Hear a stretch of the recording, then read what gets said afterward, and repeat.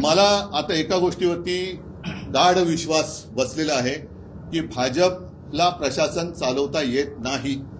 ना केंद्र सरकार म्हणून त्यांना प्रशासन चालवता येतं, ना राज्य सरकार म्हणून प्रशासन चालवता येतं।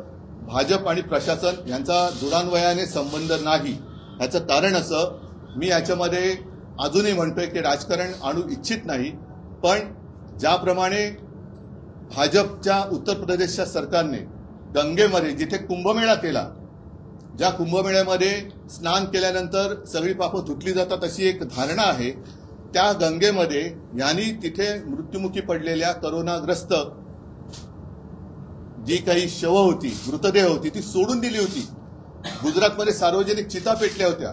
माझं मुख्यमंत्र्यांना आव्हान आहे, तुम्ही पहिले हे जाहीर करा। एकतर पंतप्रधान मदत निधी, जसं मुख्यमंत्री निधीची माहिती तुम्हाला आहे, मी तुमच्याशी बोलायला तयार आहे।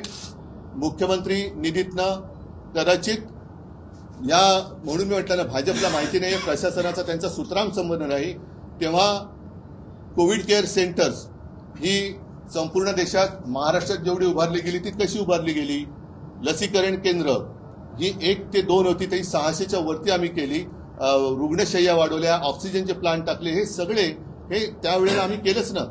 पण त्याही परिस्थितीत आम्ही कर्जमुक्ती केली होती, हे त्यांनी विसरता कामा नये।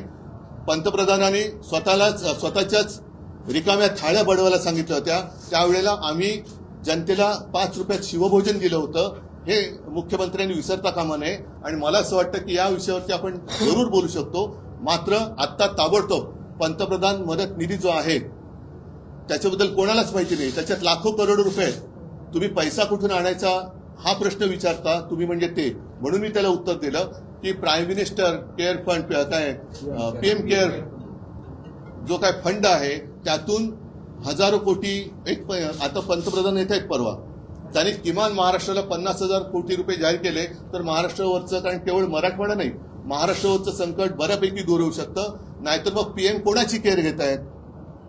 पीएम केअर म्हणजे कोणाची केअर? आत्ताच ते द्या ना। बाकी कोरोना काळातलं काढायचं असेल ना उन्हात, माझी तयारी आहे।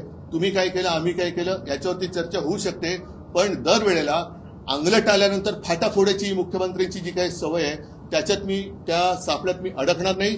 आत्ता पहिलं माझ्या महाराष्ट्रातल्या शेतकऱ्याला कर्जमुक्त करा आणि त्याला हेक्टरी 50,000 रुपये हे मदत करा, ही आमची मागणी आहे।